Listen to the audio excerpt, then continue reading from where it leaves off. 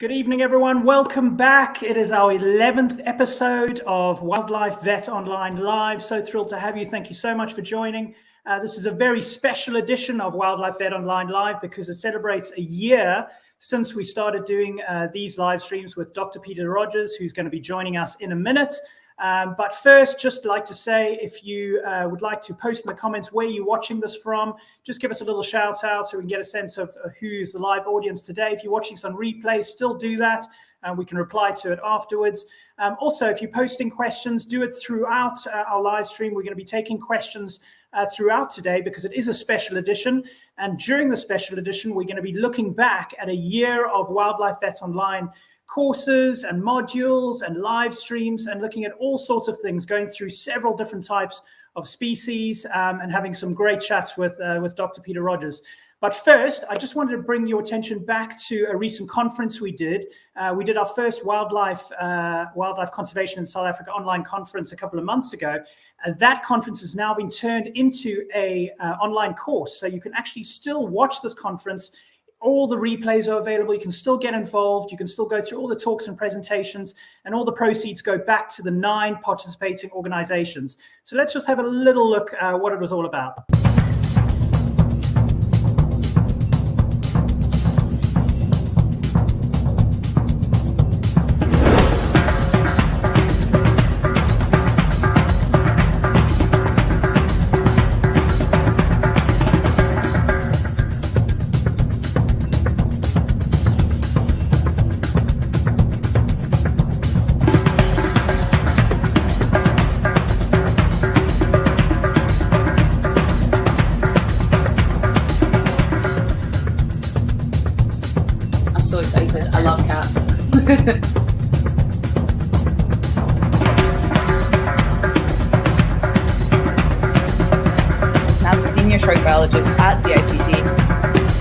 Perhaps the biggest success that I've had so far is actually to have survived so long.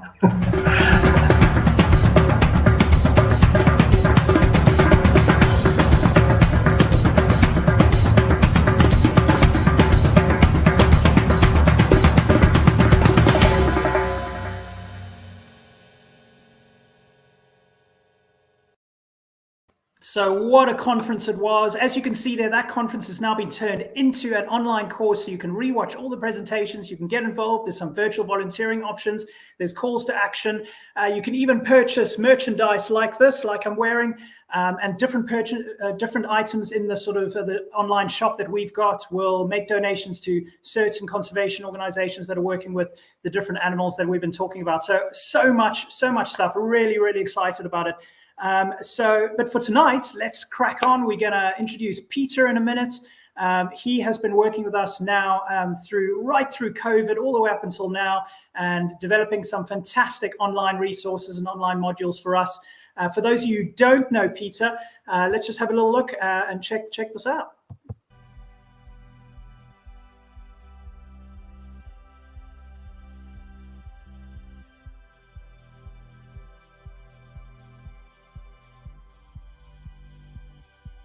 I'm Peter Rogers. I'm a wildlife vet working largely in the Greater Kruger Park. We have now been appointed at ProVet as you can call it the sanctuary or the rehabilitation first aid emergency treatment hospital for all the pangolins in this area. So we see them first, usually in very, very poor condition, dehydrated, stressed as anything. And it's up to us to get them back to where they're actually in a fit state to be released again. I'm called out now on a Saturday afternoon. It's 38 degrees and there's 2 cheetahs that have escaped from one reserve onto another. So we've got to get them back because there are lions on this side and the other cheetahs that are going to beat them up. So we can't wait for it to cool down. It's not going to cool down much anyway. Not ideal conditions working in this heat, but we don't have any choice.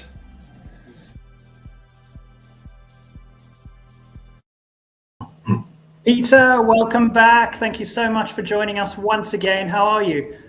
Good evening, Roger. No, very good. Very well, thanks. How are you guys doing? Oh, fantastic. Yeah, pretty good. So another busy day in the life of a wildlife vet?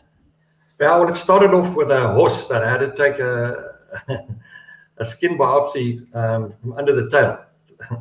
Probably a squamous cell carcinoma, but then afterwards we had to go to catch and relocate a cheetah that had escaped. So that took us quite a few hours this morning. Yeah.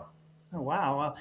Can you believe that it's been a year since we did our first live stream with you, and we started talking right through the lockdowns and COVID, and we started working on all these fantastic online modules. I can't believe it's been a year, hey? Yeah, it's gone really quickly. But when I looked at that little bit of footage you showed just now, what I did notice that I've lost even more hair just in a year. You can't notice it, so. It's been a lot of fun, Roger, and we've got some other stuff, some nice modules coming up. So much to come. So what we're going to do today is we're actually going to have a look back at the previous sort of 10 live streams we've done, the species we've been talking about, some of the amazing modules that you've been creating with us. But to start off, let's just have a look at some of the stats. So let's look at this. So this is now our 11th live stream, and we've put out 6 course modules that are all falling under the umbrella of Wildlife Vet Online. We've been talking about 4 different wildlife species and starting to do introductions to 4 more. In total, it's been 111 lessons which we've produced, all online lessons, which has been fantastic, totaling 37 hours of learning. And then, as I mentioned before, that fantastic online conference which you were involved in. Sure. So have there been some highlights for you so far?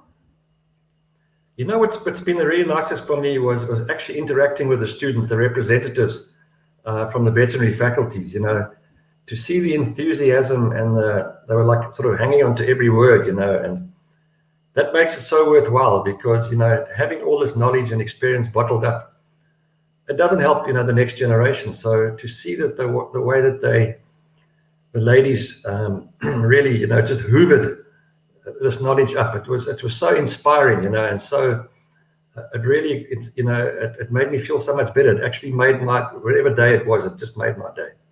Well, they love it just as much as you, and there's plenty more to come. And we got some new student representatives that are going to be joining us from September onwards.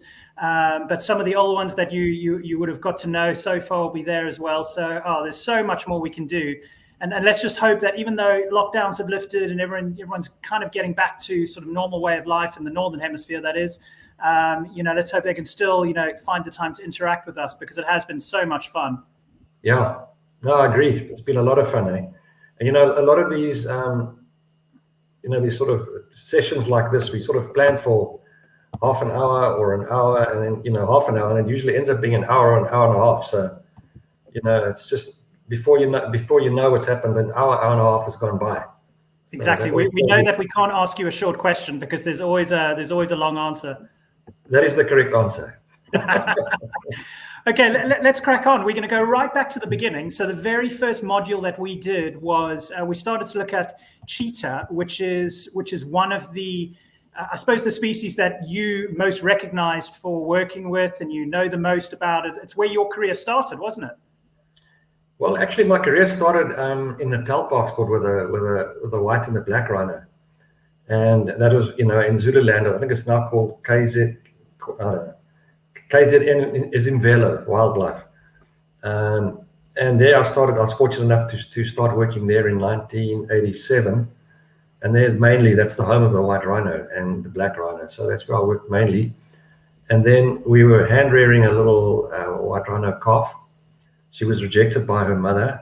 She was called Lahliwe, which means the rejected one in Zulu. And the owners of the Hoedspruit Cheetah Project, now the Hoedspruit Endangered Species Center, they had a little male white rhino that they brought back from Leeds in England, from the zoo, and they were looking for a mate, and that's how we sent this little Lahliwe up to them, and that's how I met them, the owners of the Cheetah Project. And they were having big problems with neonatal deaths, mortalities in the cubs, and so I started there, and we sorted that problem out quite quickly with it being a part of a big team. And then so now I started my own practice 7 years later. So yeah, wow. In a nutshell. So, okay, I'm going to show a quick video, which is just a little bit of sort of highlights of that first module, Cheetah. And obviously, the nice thing about the modules that we've been producing is, you know, we've got live presentation sort of videos, there's transcripts there, there's some sort of case studies, and then obviously these monthly live streams that we do. But to start off with, let's have a look at some of the highlights with looking at Cheetah in particular. We're just keeping the eyes moist, and then we're going to put the collar on. And you can put it on, so it's the second one from there. You've got to be careful because it's got quite an undershot jaw, so they can actually get this collar into their mouths. If it's too loose, they can get the transmitter part into the mouth. So yeah, so that's the. So you've got it now, and you've got to make sure that it. So what we do is we make sure that it can't go over the ear. Let me just show you here. So we check like this to make sure it can't go over the ear, because if it can go over the ear, it can go over the bottom jaw. This in turn can lead to renal amyloidosis. Renal amyloidosis is a common result of gastritis, and it's a very common syndrome in cheetahs. You can judge the nation itself, the people themselves, by the way they treat animals. And I think that is that is such a true story. Wow, some fantastic highlights there. So just a reminder to everyone watching, send in your questions on any of the topics we're talking about. And yeah, Peter can answer them as we go. If you're watching this on replay, still send in the questions. We can always get back to you after this has been aired, or we can follow those questions up into the next live stream. But one of the first questions that we've got with regards to Cheetah is, you're obviously talking a lot about the sort of genetic bottleneck of the cheetah, and that's sort of a big focus of a lot of the DNA research and all the sort of stuff that you speak about in that module. Yeah. In your opinion, what's the future looking like for them? You know, they reckon that they went through this genetic bottleneck about 2,000 years ago. One doesn't know what from, whether it was disease or climate or whatever. So all the cheetahs today are descended from a relatively small genetic pool, much like the white rhino. So, you know, what one can see is, you see funny things like cheetahs born without testicles, cheetahs born with kinks in the tails, cheetahs born with short tails, cheetahs also born with, for example, a tooth coming out in the middle of the hard palate. So, and then also ingrowing eyelashes, that sort of thing. So in a place, in a center, in a captive breeding center, it's very important to try and keep your genetics as diverse as you can. You know, bearing in mind that it started off being a very narrow spectrum, you know, genetic spectrum anyway. But they seem to be doing fine, you know, and we're actually involved in a very exciting program now, where we're going to be breeding captive cheetahs, but not tame.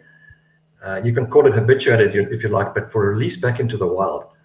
And I don't know whether you want me to go into a little bit of detail or wait for it later. Or no, go for it. Yeah, go for it. All right, so it's very, very exciting. Because at the Hoedspruit Endangered Species Center, we have a very large or very diverse genetic spectrum. You know, if you're taking the whole cheetah problem into context. And the reason why the genetic diversity is so wide at HESC is that in the sort of late 90s, before the game industry really exploded, you know, the farmers in this area and a little bit north, they used to have small stock like sheep and goats, and then also obviously cattle with calves in it. And these cheetahs were regarded as vermin. They were, you know, they used to chase the calves into the fences and catch them on the fences. They caused a lot of stock damage, you know. So in those days, they were actually really classified as vermin, and the farmers used to shoot them. So we had Lenterode had the vision in those days of appointing a problem animal control guy who used to work in the formal conservation network, and he actually went out and caught a lot of these cheetahs, and we had them in, like, if you'd like to say, in a sanctuary. But having done that, the sort of side effect or byproduct was that we had this huge genetic diversity from animals that were coming in. So the reserve, the genetic reserve or bank at HESC is very, very good. And so there is a huge demand for these cheetahs. Now hopefully going to be entering the discussions there to enter a partnership with this a big NGO in this country, probably the biggest, called the Endangered Wildlife Trust. They've been going for many years, 30 plus years, and they're going from strength to strength. And they focus on, not only they focus on marine animals and plants, and it's not only terrestrial animals, and it's not only carnivores, it's all sorts of species, like the riverine rabbit, and the karoo, which is extinct. Not extinct, but it's very endangered. So one of the species they do focus on is the cheetah. Now, as we all know, the cheetah is an endangered species. But what's happened now with the expanding wildlife areas is that there's a huge demand for cheetahs in areas where they formerly occurred but no longer occur. So to find the source of cheetahs is not that easy. So at HESC, what we're doing now, we're just going to embark on this program, but we've been doing it for years, but more on a formalized basis. Is we're going to be part of what they call the cheetah meta population group, where animals are moved all around the country, bearing in mind that the genetic diversity has got to be maintained as much as possible. So they've got a young coordinator, a guy called Vincent van der Merwe, who's done extremely well and has got this meta population dynamic and all the systems in place. So it's really exciting that we're going to be hopefully be involved in this, because it involves it's not just a question of taking a cheetah that's bred in captivity and just throwing it out into the wild, where there's leopards and lions and other cheetahs, and it's got to catch for itself. Because one must remember that when they're in captivity, they're not fit. Their muscles are not developed to where they should be because they don't have a lot of exercise, and the hunting skills are not honed. They need a bit of practice. So what we're going to be doing, and what they've just started doing in other places now around here, well, with us, is we're going to have like a rewilding session where you'll take an animal that's about a year old, not hand-reared, not tamed, but bred in captivity, and you put a radio transmitter collar on it, and you release it into an area where there's hopefully not any or not many other carnivores, definitely not lions, and then you just monitor them on a daily basis. You've got to monitor them, because the natural instinct is to hunt, but it's just honing and refining their instincts and getting fit. So you want to get them to be able to actually be self-sustainable.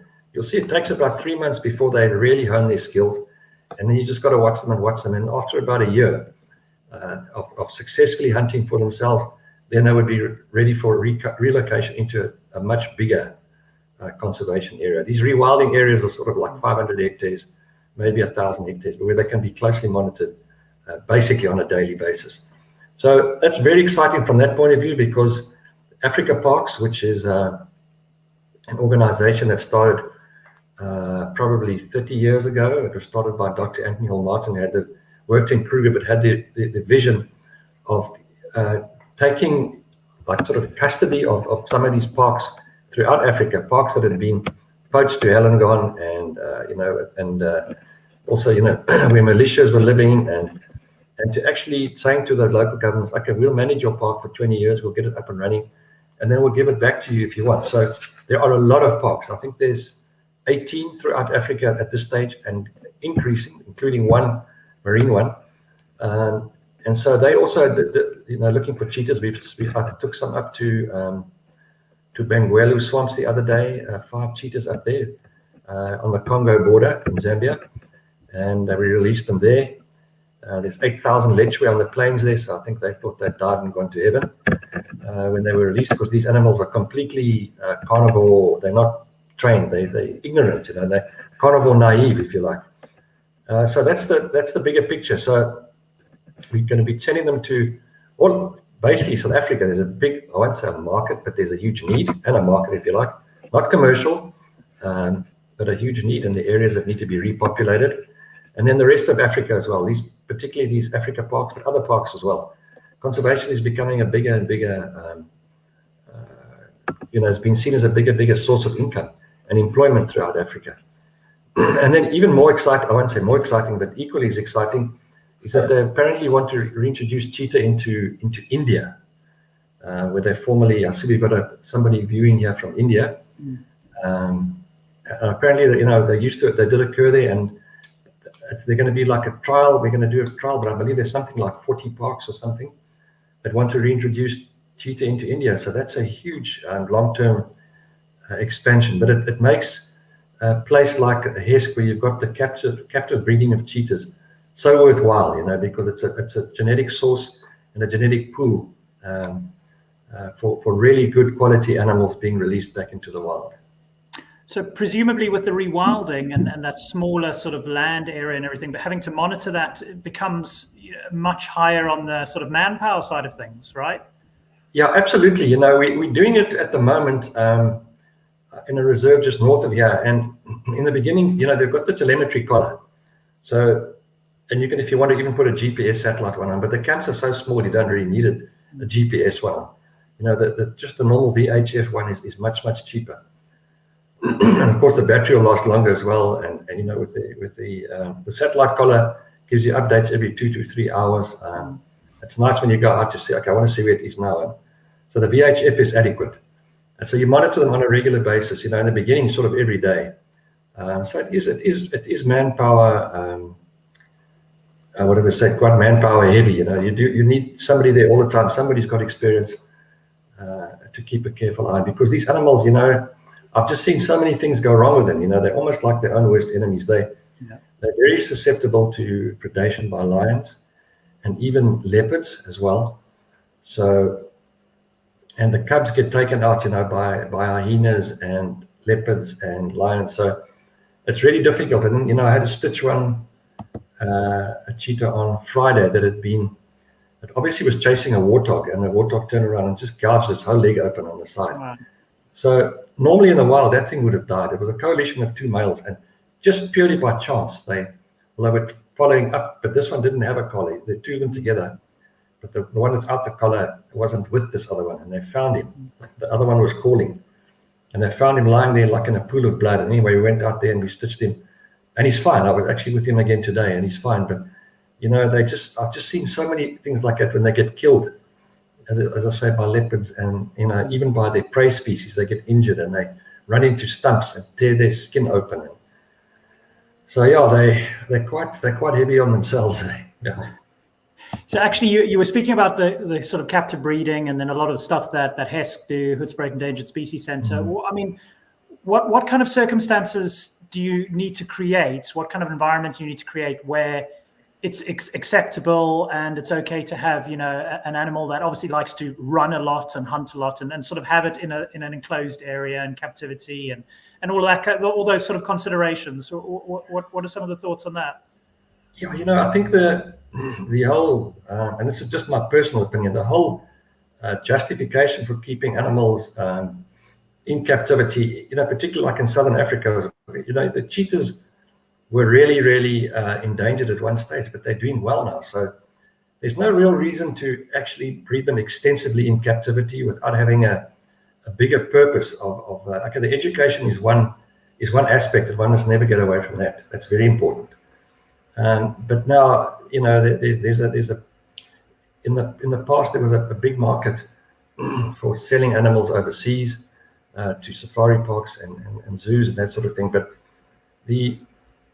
it's being more frowned upon these days, and so the focus is more now on breeding cheetahs, but good quality animals, very well fed, in captivity for release, into these formerly areas that were cheetahs' habitat many years ago, but then went over to sheep and or cattle, and because they were, the return on the land was better having small stock or domestic stock.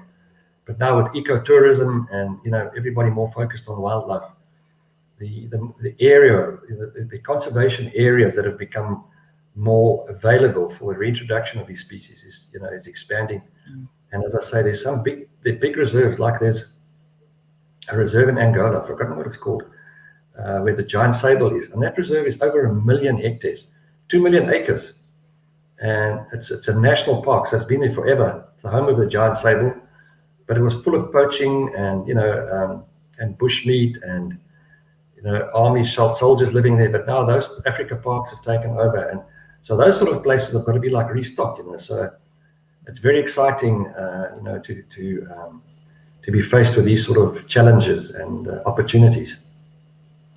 Thank you so much for that summary. So anyone wanting to find out more about Cheetah in particular, or the work that Dr. Rogers has done and is doing sort of with Cheetah, that's module number 1 of Wildlife Vet Online. So that's our little quick summary of the first module.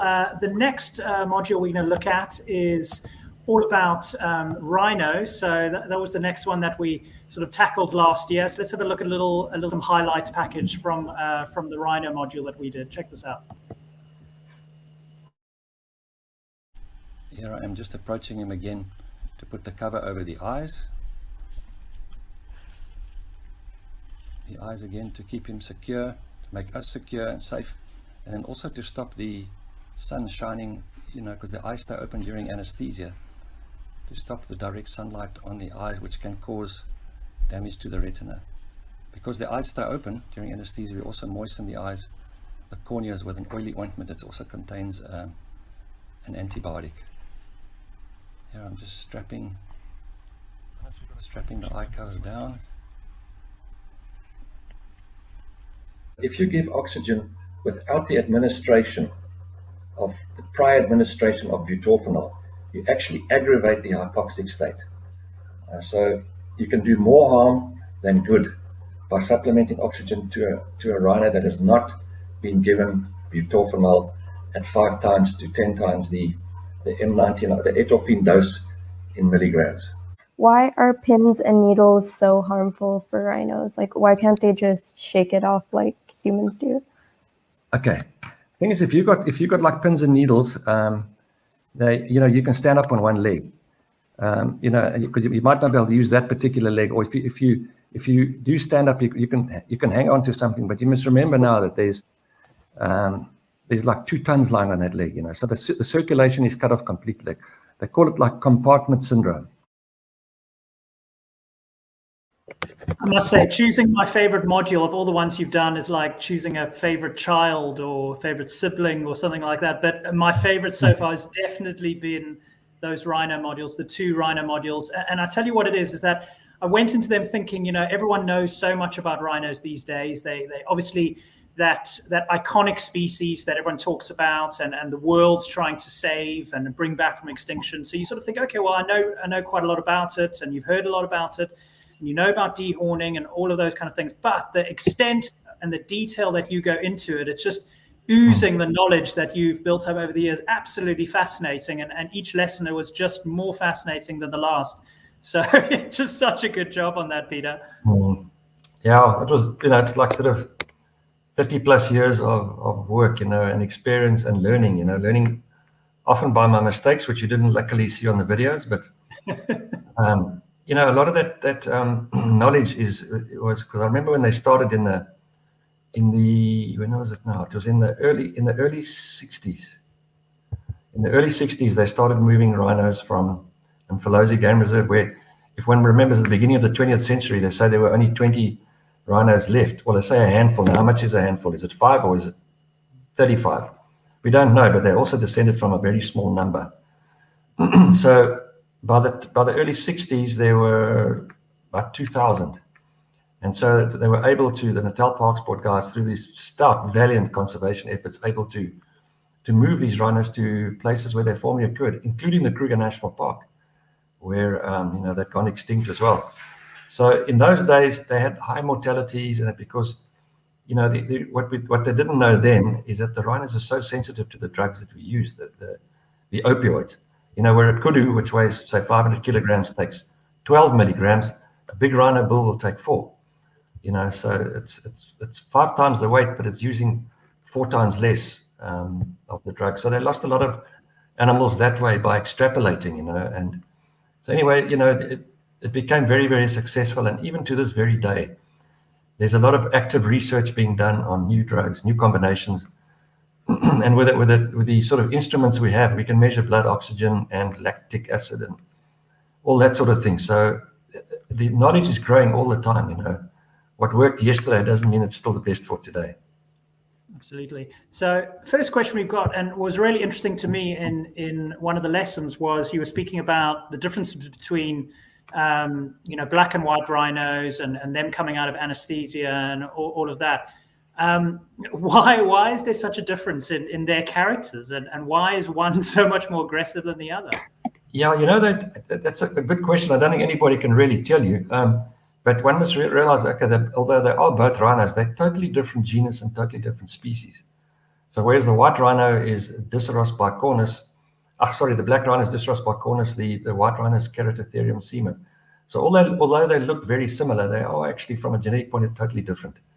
But why the aggression? Honestly, I don't think any of us know, because the way they react to the drugs when you anesthetize them, and even more the way they react when they wake up, you can't believe that they even look like each other. Never mind that they're rhinos. But I think the fact that there's a different genus and different species, that one can probably read more into that from a behavior point of view. But nobody can say exactly why they are like that. If anyone wants to check out some amazing footage that is in the modules, go and check out the Rhino module. A lot of how Peter presents these modules is there's case study videos, and there's ones with him with the GoPro on, and then there's sort of presentation style. So it's a real mixture. So you can get the theoretical aspects and all the lessons that he's learned, as well as the real life scenarios, which is fantastic. Another question, and obviously a controversial one, with the sale of rhino horns, along with the sale of pangolins and their scales and stuff like that. You've spoken in the past a little bit about how they're sort of storing up all these horns, in order to keep them in one place and keep them secure and everything. And what's the disadvantage or the downside of actually flooding the market of them and actually just releasing them? The thing is, firstly, you'll never flood the market. You've got, 4 billion people, of which probably, more than 1 billion probably use it. I can't really say. And so, and also and it's ongoing, because this is a tradition, that's older than Christianity. This rhino horn utilization is more than 2,000 years old. So in our short time on Earth, there's no ways that we can. It's a very ideal dream, and it's obviously the end. That's what you want at the end of the day. But you're not going to stop that use. I mean, the people believe in it firmly. There was a Vietnamese cabinet minister a few years ago who said that using rhino horn actually cured him of cancer. Well, I think that was the worst thing he could have said, because everybody who doubted it before in Vietnam is also one of the biggest users in the world. They jumped on. I said, well, look, if the cabinet minister is so good, it must be. And it's also a status symbol, and the guys, you walk into the office and the guy's got a rhino horn on his desk. It tells you that he's a rag. He's telling everybody that he's a rag. And they snort that, they grind into a powder, and they snort it for hangovers and that. So it's a very noble goal to stop the use of rhino horn, but it's going to take a lot longer still. And so you're never going to flood it. But the other side to it is, it's a sustainable resource. Like shearing a sheep, for example. There's not many wild animals that are sustainable resources. You can, actually utilize the animal without killing it. So with the rhino, what one can do, and this is what it serves a dual purpose, is we're dehorning hundreds and hundreds and hundreds of rhinos every year. And I know it sounds terrible, and it is terrible, because you've got to use a chainsaw, and it's noisy, and it's not nice, but we've tried other ways of taking the horn off, and it's just not time efficient, and it's not as effective. So the dehorning process itself has had a huge impact on poaching. The guy's he comes all the way through from Mozambique, perhaps, which is, through lion-infested territory, and he's got to say, look, I've got, I don't know how many kids at home, but is it worth and he's obviously impoverished like most of Africa, and he'll say, look, is it worth my while? I used to be able to walk through the Kruger Park, and I could find a rhino with maybe a 5 or 6 kilogram horn. There, it would be worthwhile me risking my life, perhaps, because if I get that, I can live, and my family can live forever on that. Now, with the dehorning we're doing, Kruger's done a little bit, but we're on the fringes. he's got to say, is it worth my while walking through Kruger to get maybe 1 kilo or half a kilo? Because you can never take all the horn off. There are various reasons for that, but so it's all about risk versus reward. And we've seen a huge decrease in incursions and poaching incidents in the reserves that we've done dehorning on. So that's the one thing is by dehorning the animals, you certainly preserve them. A lot of people say a rhino without a horn is not a rhino. Well, I don't know. I beg to differ. It's because of human greediness and overpopulation that this has become a symptom of all of that. Yeah. So the other thing is now the informal sector of Southern African game farming, the private farmers. There's millions of hectares that were up until fairly recently available for rhino repopulation and rhino conservation. And it was a great success story just from these, they say, a handful of white rhinos to center reserves all over this country. And in fact, there were probably just as many white rhinos and black rhinos in private hands as there were in the formal sectors like Kruger Park and Natal. So they had a huge role to play in the private sector, the private ranch owners, game farm owners, with the ecotourism and hunting and all that sort of stuff. These areas that were formerly cattle, again, like the cheetahs, were now being converted into big 5 areas and other species that formerly occurred there. So with the escalation in the rhino poaching, it became very, very expensive to try and look after these animals. And as the price of the rhino horn went up, it became more attractive to the people on the boundaries and even the employees themselves. Even in the national parks, there's inside intro and inside poaching, because the temptation is just too much. So then these farmers said, what's the point of me, because there's so much pressure on them and I can't afford to build a wall around my farm. What's the point of me going to all this expense of protecting these rhinos and they get poached anyway? That's the guy who says, it's almost like going into a bank and drawing, I don't know, 100,000 pounds or whatever it is, 50,000 pounds in cash, and then going to put it under a tree on your farm and telling everybody knows it's there, and they're telling them they mustn't take it. Because remember, the rhino horn is the single most valuable commodity on earth. More than gold, more than platinum, more than diamonds, you name it. So that's why, and it's also compact. That's why it's so much easier for the poachers and so much more lucrative for the poachers for a commodity that's much smaller than a elephant tusk, for example. Much easier to conceal, much easier to transport. So what happened was that basically the private sector now don't want rhinos. So now you've got millions of hectares that were formerly in private hands, the rhinos, not anymore. I mean, you can pick up a rhino. People don't want rhinos. They don't want to pay for them. They'll take them, but they don't want to pay a lot of money because it doesn't make sense. So if they were able to harvest that horn, and we cut those horns now every 2 years, and it varies according to the size of the animal and the base of the horn, how much we get off. But say they were allowed to harvest that horn and sell it on the international market, they could then plow that money back into the conservation of their farm. So they'd be able to jack up the security. They'd be able to employ more staff to look after the animals. They could even put a bit more money into their pockets. I mean, why not? People who've got maize or alfalfa or lucerne or whatever you like to call it on their farms, they make money out of that land. Why can't people who farm wild animals make money either? And it also costs money to keep that land, water and roads and fences and staff and lodges. And so, I don't see there's any harm at all in making money out of rhinos. I mean, people frown at that, but why? What's the difference between a rhino and a cow as far as commerce is concerned?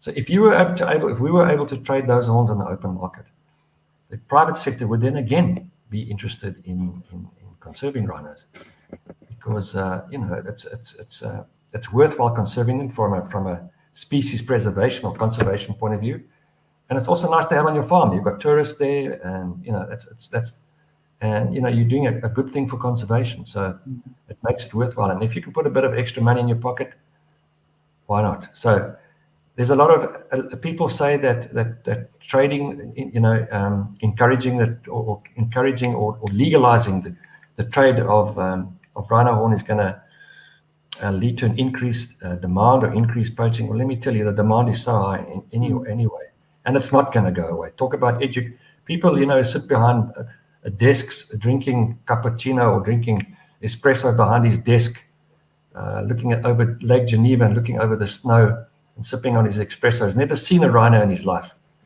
At CITES, he makes these sort of decisions. I mean, it's bizarre. When you see how people put literally their lives and their careers and their futures on the line to try and save this iconic species. And to me, certainly the legalization of rhino horn is a no-brainer, the trade. So if you want to find out more about Peter's work with rhinos, it's in 2 modules. So that's module 2 and 3 of Wildlife Vet Online, and it covers a whole host of topics. Really, really fascinating, and one of my favorite sort of a couple of modules. So definitely go and check that out. The next species. Oh, Roger, can I just say one thing quickly? I forgot. There's so many people, who I think they're like the people who are anti the COVID vaccine. You always get those, and the people who are anti the rhino horn trade. They say, okay, this dehorning and that, and selling the rhino horn is not going to help. So then I say, okay, that's fine, that's cool. We won't do it. We won't sell it. But give me another solution. Don't just say it's not going to work or you can't. You don't. Give me another solution. The rhinos are dying in front of our eyes. Even with all the anti-poaching, and the guys are good and committed, and the dehorning, the rhinos are disappearing at an alarming rate. So if you don't want to trade in rhino horn, that's cool, but just give me another option and another solution that will work. Bring me solutions, not problems. That's a famous saying, isn't it? I think by Margaret Thatcher, isn't it? And don't say education. Don't say education. Yeah. Thank you so much, Peter. So the next species we're going to talk about is pangolin. So that's module 4. So let's have a little look at the sort of pangolin highlights, which is also really fascinating, and a species that not a lot of people know about. So let's have a look at this. So from this video, you can see what I would call a very, very happy pangolin. This is one of the pangolins that we got in fairly recently that was really, really bad shape. And through the devoted care of all the staff here, we got it to this stage here now where it was eating freely and a lot of energy, climbing all over the eating. And it's at this stage that you want to release the animal. Fit it with a tracking device and let it go. So this is what we are aiming at, to get the animal in this sort of condition before actually letting it go. Lateral recumbency is preferred as the blood pressure drops significantly in dorsal recumbency. So the position is changed as soon as one has completed all these procedures. So a lot of the procedures require the animal to lie on its back, including drips, blood sampling, and feeding. But as soon as the procedures are stopped, the animal is immediately put onto its side. I mentioned earlier a little bit about babesiosis. It seems to be every single one. I don't know, are you guys familiar with the babesia parasite, babesiosis? Okay, it's an intracellular, red blood cell parasite. I suppose almost like malaria in a way. It's transmitted by ticks. So fascinating species, isn't it? And I guess it is one that not a lot of people know about. Is sort of quite unknown. But I mean, if there's someone in the world that's had quite a bit of experience working with them, it's you, isn't it? Yeah, unfortunately, yes. Because when I say unfortunately, it's because the pangolins, the only ones that we really see are ones that have been confiscated from poachers, or another big enemy of them is the electric fences. The electric fences surrounding the reserves are really there to keep the people out rather than the animals in, or a bit of both, really. And they actually, when they walk up to an electric fence, because they walk on their hind legs, and when they hit the electric fence, we know that the fence has got like offset brackets with electric wires just going up a short distance to keep the animals in, and the other side to keep the people out. And they automatically curve over they curl over the wire like this, and they can't let go because it's pulsing all the time. So that kills them often. But sometimes the guys who are doing the anti-poaching patrols come across them, and they're still alive, but really in a shocked state. But more often the way we get them is when there's been a sting. When somebody's posed as a buyer and the people are arrested, and then you find that this animal, has been riding around in the back of a car's boot for sometimes 2 weeks, sometimes longer, and they don't know what to feed them. They very often find them just by accident when they're herding cattle, and then they don't know what to do with it, so they spend time looking for buyers. So usually by the time we get them, they're in a very, very poor physiological condition. So you say, okay, we've done, as I say, we work with them a lot. They are highly labor intensive. At one stage we had 9, and they're nocturnal, so they eat at night. And so you have to take them out at night, and it's so easy to lose them, because they scurry around the place, and they only eat termites and ants. There is no captive diet for them, so we keep them, to get them stronger again, but there's nothing to feed them in captivity, so they've got to actually roam at night. We've got now put like fluorescent lights on their backs, and we've got to have one carer per animal. So, and they're walking at night, and sometimes they're in big 5 areas, they're lions and elephants. And so it's labor intensive, and it's very, very, very costly.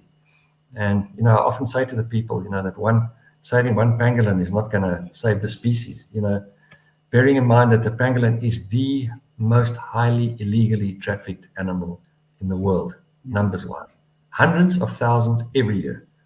So, we saving the individual ones here, I think you're actually ethically and morally bound to do that, because we've caused all this hassle. I say we as in mankind, and we're obligated to do our best. But as I say, you say you're able to live in captivity. No, they don't. There's just no diet that works for them.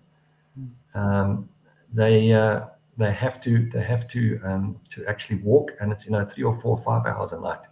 And then you've got to take them to areas where there are enough ants and termites, and that's not simple either. In the dry times of the year, the numbers are down of the ants and termites, because they eat literally thousands at night. So you can't really keep them under the same protection as rhinos, because you can't, most of the time you can't see what you're guarding. They live in burrows, and they move from one place to another through fences. Unfortunately, they get caught in fences. So whereas the rhinos, you can pretty much contain them. They're big and they're heavy, and you can see them. Pangolins, are such an unknown quantity. They move around, and you don't see them for a long time, and then suddenly we get 3 in, and so they're very, very difficult to look after. So presumably, in saying that, and you're saying how they burrow and they get through fences and get stuck in fences, there's no route to kind of having a reserve that's specifically pangolin focused, where you could have you're finding them and you're sort of putting them in this quite highly protected reserve that's basically like a pangolin sanctuary, so to speak, or something like that. That's definitely a possibility, But in that reserve, then you're not going to have anything that burrows, under fences, because that pangolin will go straight through there. But I won't say in theory, it's actually a very good idea, but it's got to be an area where there's ants all year round, like a rhino. You can say, okay, this area's got lots of grass, it's winter time, we don't have to supplement it, or there's not enough grass, we'd have to supplement it. With the pangolins, you can't do that. When we have them in captivity, when they come in, they're very, very weak. So we actually tube feed them, put them under anesthetic, tube feed them into their stomachs with like this Royal Canin recovery liquid, and then we use the Hills recovery, what do you call it? Yeah, these are the tins. We've got this sort of very refined meat in tins. So it's highly intensive, and then when they get a bit stronger, we start taking them out at night as well. But there's no diet that has been formulated for them to eat in captivity. They just don't. Do they have any natural predators? Yeah. Other than man, obviously. Yeah, man, you get, like, for example, we've seen them, leopards killing them and lions killing them. They'd see this thing, they're totally defenseless. The only thing they can do is to roll up into a ball. And I promise you try and straighten that ball. You try and straighten, there's just no way. So these leopards and lions, and even the cubs, they just chew them. They just puncture a hole through them and then just leave them. So there's not much that eats them. I think once they've killed them and they unravel, then they can chew out of them. But we've just seen them where they just get chewed and then left. So yeah, they do. I suppose you've kind of answered a lot of this, but another question is medically, what's the most challenging thing about working with them? Is it just that you've got to release them as soon as possible, or the sort of rehabilitation process needs to be quite quick? Or yeah, look, the medical. Well, you see, when in the past, I must be very honest. Before we had all the equipment and knowledge at our disposal, we used to get a pangolin in. It had been confiscated in a sting or something like that, and we'd go and release it into a pig like the Greater Kruger, and everybody would say yes, slap each other on the backs, and well done. And yes, it was so difficult to get that guy, and he tried to run away, and we chased him for weeks, and everybody said, hey, well done, it was worth it. But I can tell you now, within a day, that animal was dead because of what we've seen. Now that we're able to treat them more intensively, and we've learned more techniques, and the knowledge is, so what we do is when they come in, straight away, because you can't work on them because they're rolled up in a ball. So that already, you're absolutely stymied. There's nothing you can do. So we have to anesthetize them. So the way we anesthetize them is we just you'll see in the module, put a gas mask over their nose. When they relax, we unravel them so they're lying flat on the table, on their backs, and then you're able to take blood. And the blood is in the midline. You can't see the vein, but it's a big blood vessel. Fortunately, you stick the needle in.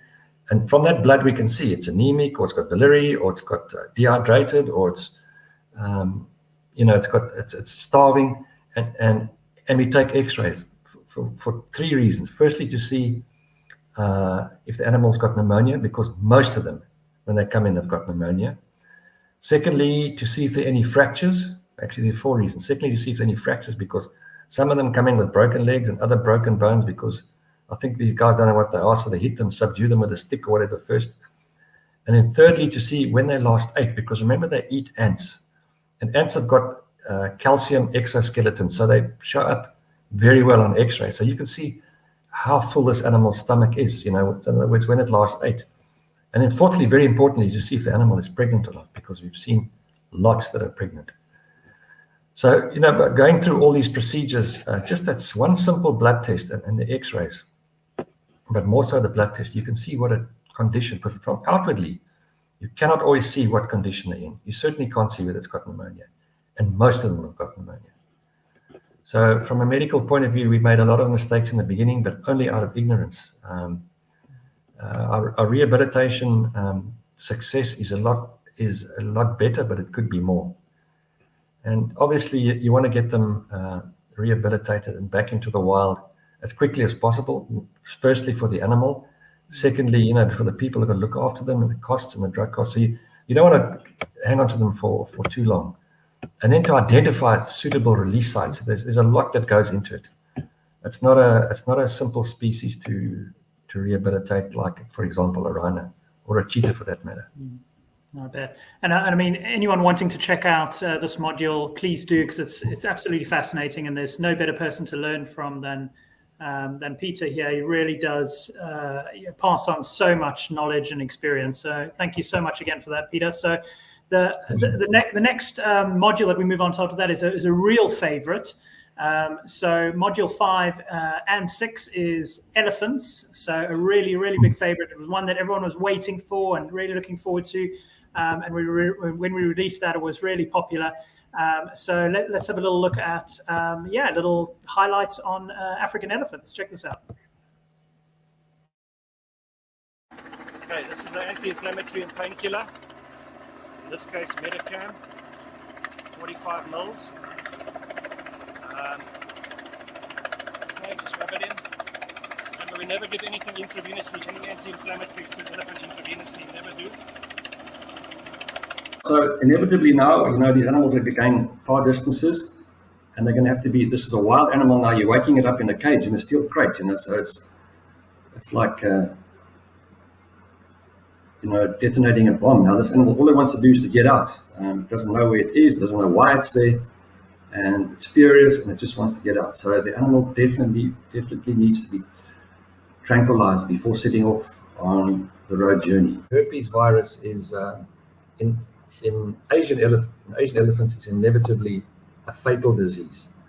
Whereas in African elephants, you tend to get them on the trunk, usually on the trunk, these little like granulomatous lesions, sometimes up to the size of a golf ball.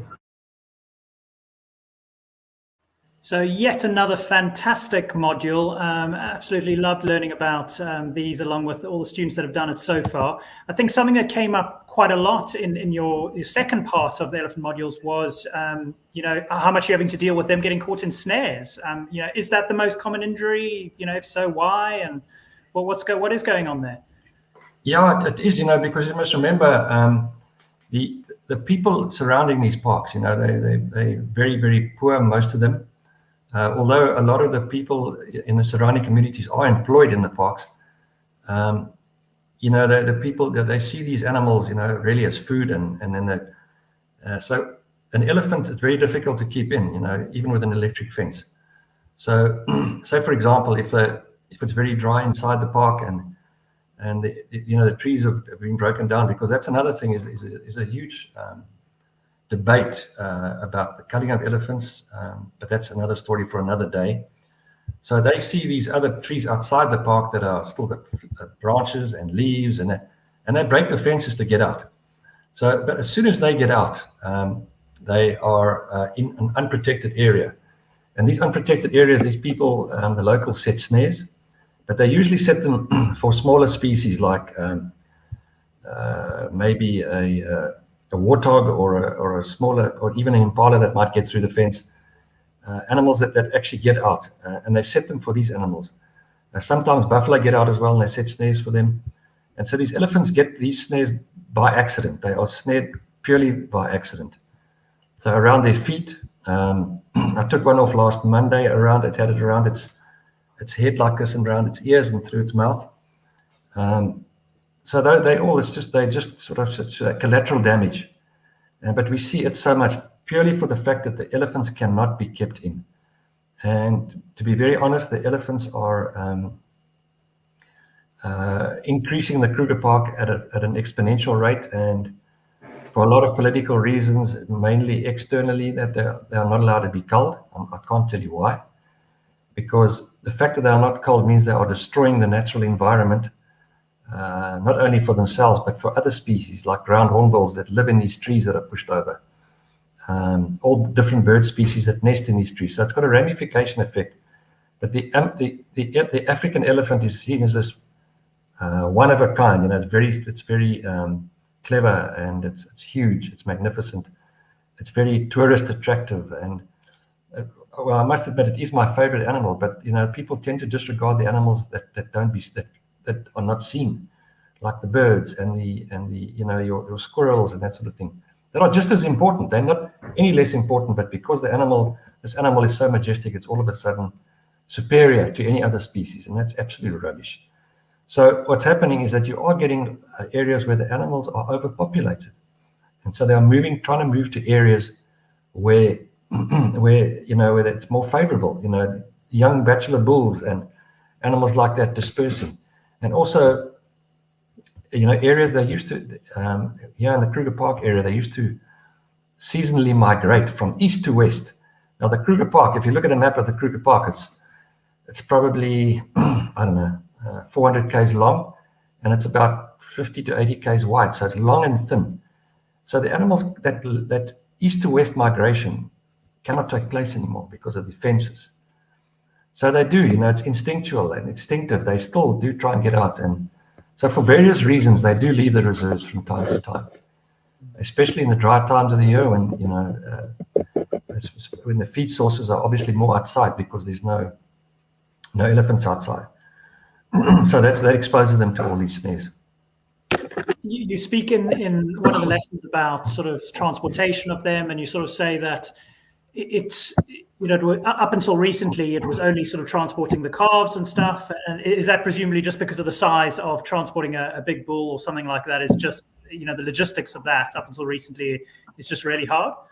Yeah, that's the main reason was the logistics, having the right equipment. The right equipment, it's not something you can buy off the shelf somewhere. You've got to make it yourself. And it took many years to try and build this correct equipment. And these animals are, they are so heavy. You've got to rely on mechanics and machinery to actually lift them. We lift them by their feet, and it looks terrible, but it works so well.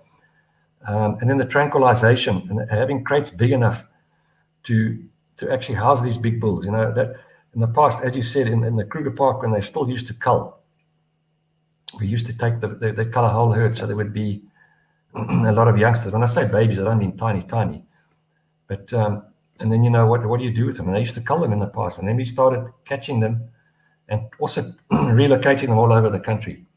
And yeah, so even now, it's the market for Africa-wide. The elephants are being decimated, but yet in South Africa, the populations are actually overpopulating. They're overpopulating the available areas. And again, all this controversy about culling that. So we're doing a lot of contracepting the elephants as well. So there are various ways of actually controlling the population, but it's very, very difficult to transport and relocate these animals purely because of their size. They react to the anesthetic, the epinephrine, very, very, very well. So that's one thing playing in our favor. I've kept them under for a group of about 10 under for 12 or 15 hours one time when they escape from a reserve. So they do very, very well. Yeah. But it's just now that we've got the right equipment. I think that my jaw-dropping moment in the elephant module, and the lesson in particular where you're talking about transportation, was literally seeing, a full-grown elephant upside down getting lifted by a crane. Yeah. I mean, that I definitely wasn't expecting that. Sure. Yeah. Absolutely fascinating. Sorry, go on. No, so it works. People say, oh, that's cruel, and we say, okay, first the animal's under anesthetic. There's no other ways we can pick it up. So the option is to kill it or cull it, whatever you like to call it. And I say to them, you must remember, if you're dead for a long time. So let's let it maybe go a bit of discomfort, not that it's aware of it, just for a few minutes or a few hours or whatever. And then wake it up in a new area. It's a lot better than being dead, I would imagine. Yeah, 100%. So that's elephant. That's module 5 and 6, which are the elephants. The next one, which is due to come out soon, is all about lions. So we're very excited about that. I know there's been a lot of kind of talk and expectation about that. I think, I know, in the last time I visited a couple of projects and came across some white lions in South Africa, found them quite interesting. I mean, is there a big difference between them and the sort of traditional lion? Is it just a pigment thing, or what are the differences? Yeah, it's purely a genetic variation. I work a lot with them, and they're originally in Timbavati, which is it's a private reserve but attached to Kruger, and part of Kruger. The fences are down. They always refer to the white lions of the Timbavati because they did occur naturally in the wild. Unfortunately, with unscrupulous people in the area, and it's a long story, they were poached, if you like, and put onto private reserves. And there they were used for breeding in captivity, and breeding and getting more white lions. And then they were used for canned hunting, shooting them, breeding these white lions and other lions for shooting, And also a lot of the lodges like to have a white lion or two in a enclosure or a boma close to where the lodge is, so that people can go and visit this endangered white lion.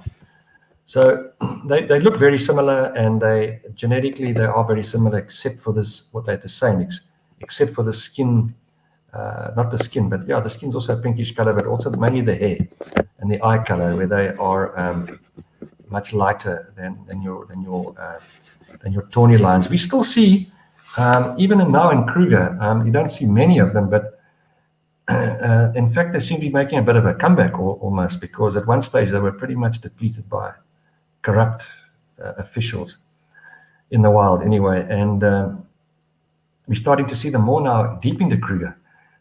They do, I think they do have a bit of a disadvantage in the sense that they don't camouflage as well.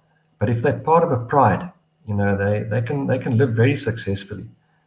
So they seem to be holding their own. In fact, as I say, I think they might actually be increasing. Fantastic. So what we're doing now is we're just going through some sort of future and upcoming modules, and just a couple of questions about them as we round up this special edition live stream, our 11th episode.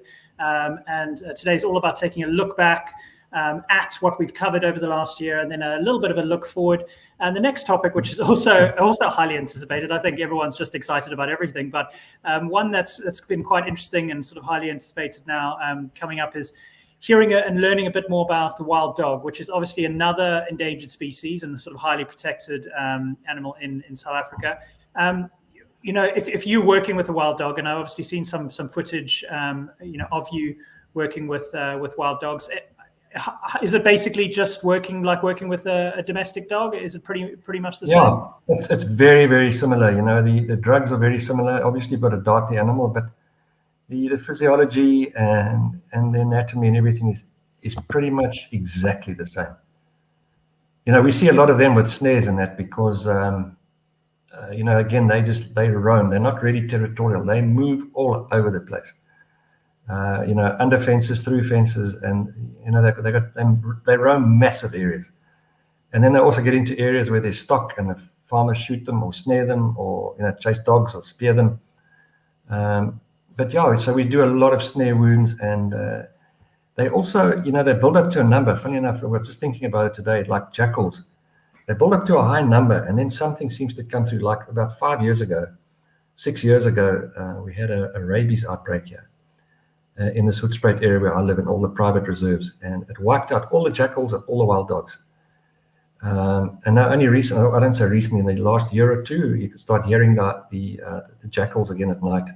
And we're seeing more and more wild dogs. So, yeah, they're susceptible to all the same diseases, you know, like distemper and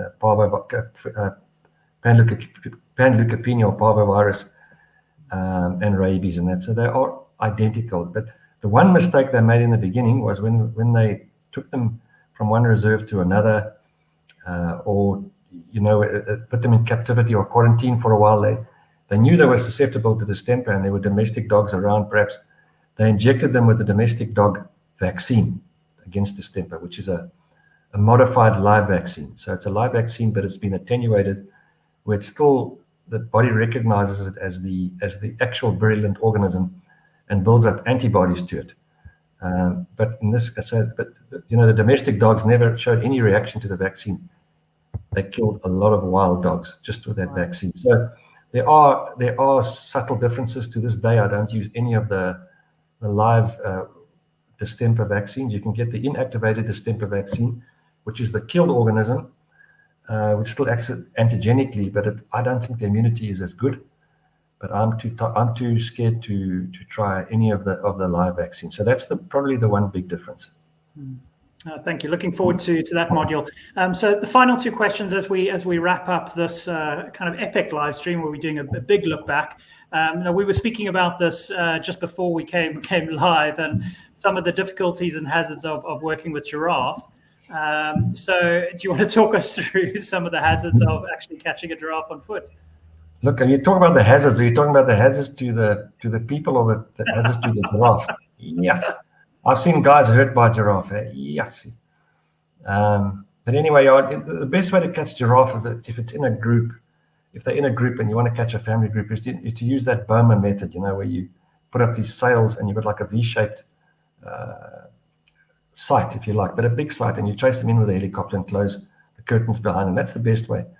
If you're going for individual animals, obviously you've got to dart them. And in that case, it's actually better to do it from a helicopter, because they do tend to run a long way, you know, after the darting. So to do it on foot is really difficult. In the old days, until fairly recently, until about 2 years ago, we used to use high doses of the opioids, you know, the etorphine or thiofentanil, to get a quick knockdown.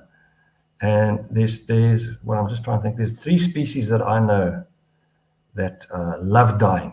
The first one's a horse, love dying, and a sheep that loves dying. You see the sheep standing on the side of the road, all in like a circle, with their heads facing towards the middle. It's because they're deciding who's going to die next. So it's the giraffe, and the giraffe is the third one, because they get a massive respiratory depression, because you can imagine the animal goes down and lies on its side, It's that whole neck, and all the blood pressure and the physiological changes are astronomical. So in the past, we had to get to them really, really, really quickly, because then you put a hood over them and you wake them up completely so that they're not asleep at all. There's no tranquilizers, nothing. And then they get up onto their feet, and then you actually walk them into a crate. But I mean, I've seen people flying. I've seen a guy kicked on his nose that it looked like a big burst tomato. I've seen a guy kicked on his chest where it broke his sternum. They are very, very dangerous with those back feet. And even the front feet, if they've got a calf and you're on foot, they'll go for you and they'll beat you. They'll beat you to death. But now we're starting to use another method with low opioids but high alpha-2 agonists. Don't worry about the detail. But it's much safer. You don't get that respiratory depression, but the animal takes a little bit longer to go down. Often you've just got a rope to make it go down. So from a helicopter makes it a lot safer for the giraffe as well as for the operators.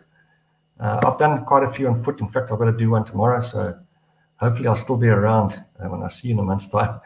But yeah, this one tomorrow, the helicopter, the people don't have the budget, and if we don't take it off live, it's going to be culled anyway because it's on a small area. So we sort of so I'll be doing it on foot tomorrow, and it's hazardous, and you've got to be really, really, really careful. But I would always be in the past more worried about the giraffe, if you do it on foot, because if you lose it on foot, it can be a long time before you even find it. Whereas we've lost these before on foot like this we're doing tomorrow, but we find them an hour later and they're still breathing perfectly. So that's made it a lot less tricky. But those back legs, you just got to watch them, because if that thing kicks you, if you wake up and when you wake up, I think your clothes will be out of fashion. Oh my God! Well, please look after yourself when you do, Peter. Oh scaring me now. I mean, there's definitely some hazards to do with your job. There's no doubt about it. Yeah. So the final question for the night, and as we look, even further ahead down to some of the really future modules, is when we look at probably some of the species that are less spoken about, less known about, less famous and kind of these iconic species that we have been talking about at the start. What are some of the other sort of animals that you work with, other than the ones we've spoken with, that are sort of some of the most common ones? Yeah, I suppose leopards will be another one. I don't work a lot with them, but I have worked a lot. Again, snaring is a big problem with them, because again they leave protected areas and they just get slaughtered because of the damage they do to livestock. And then there are other ones as well. Buffalo, a lot of buffalo work. Sable, Nyala. What else would there be? Cheetahs we've done. Those are the sort of the main ones. I can't think offhand. And they're the small amounts. And then we do a little bit of bird work as well, wild bird work, but we're not really jacked up for that. But we do. Otherwise, if we can't handle it, we refer it somewhere else. I'm just trying to think what else we do a lot of work on. Pangolins. I don't want to say I've struck a blank, but I don't do any work on crocodiles. I used to. Hippos, very little, but also very challenging. Dangerous. Yes, those things are dangerous. Deceptively fast, deceptively aggressive and agile. What else would there be? Zebra, we do quite a bit of zebra work. Snares again, fighting wounds. Warthog, I do a lot of warthog work. Again, snare removals, because they go under fences, and the locals see where they go under the fences with the burrows, and they just set a snare. So we see a lot of cable snares. I think that's about it. Those are the main ones. Thank you so much. So I think just to finish us off, how about a little bit of advice for some aspiring young wildlife vets out there? As you know, becoming a normal vet is one thing, but getting into wildlife, veterinary medicine is a whole different story, and really difficult and quite daunting for a lot of people. What advice do you have for those wanting to get into it? I think once you to get into I don't know what it's like I think throughout the world, it's really, really difficult to get into the veterinary faculty anyway. It doesn't matter what vet you want to be. So I think a lot of it goes on experiential knowledge, the selection systems criteria. But I think once you're in, during your holidays and your off times, is to try and spend as much time with a wildlife vet as possible. You know, it's easier these days. I was just very, very lucky. You know, when I qualified, I think it was 1867 or something. No, I'm joking. There were only about 5 or 6 of us in the whole country, because the wildlife industry had not developed. There now is probably in South Africa, there's probably, I reckon, 70 of us, and they're all very, very busy. So it's easier to get into it. But you know, what a lot of these guys have done is, most of these guys, like myself, for example, we have a small domestic animal practice where I'm sitting right now. And, you know, then you get the opportunity, you know, when you're off or when things are quiet, to go out with a wildlife vet and pick up experience that way. So I would say the way to do it would be to, in an ideal world, but I think it's slightly different where you guys are. But, you know, work in an area where there is a bit of wildlife in the area that needs to be treated. And if at all possible, work in a practice where there is, I know the wildlife like in England, and that is not really, not a big thing, but get experience out there. And to be honest, I've told Roger before, we have quite a few, mainly UK, England wildlife vets, French, Belgian, and to be honest, all of them girls. And the girls make the best vets. And they're a lot prettier than the guys.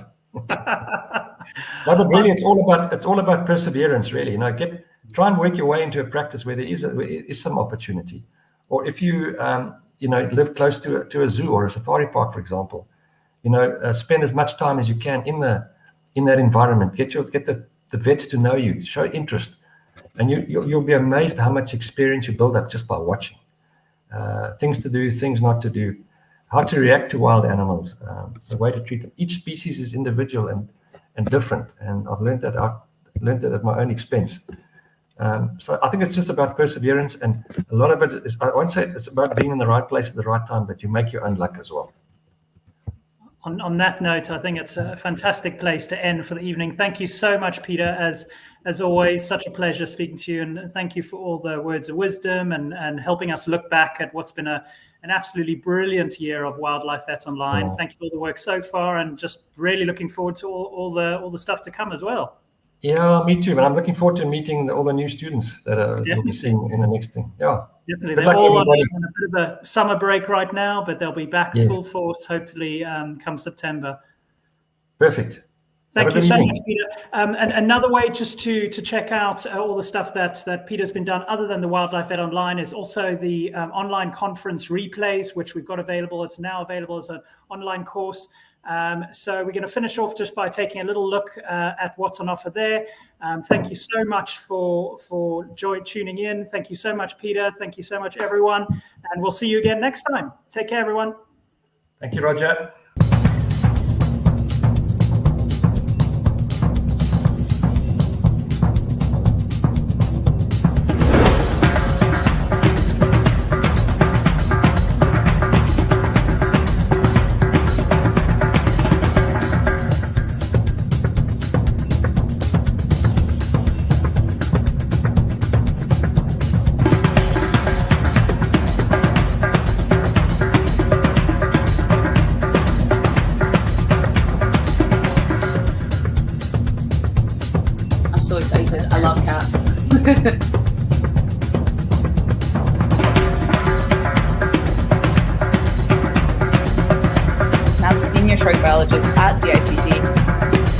Perhaps the biggest success that I've had so far is actually to have survived so long.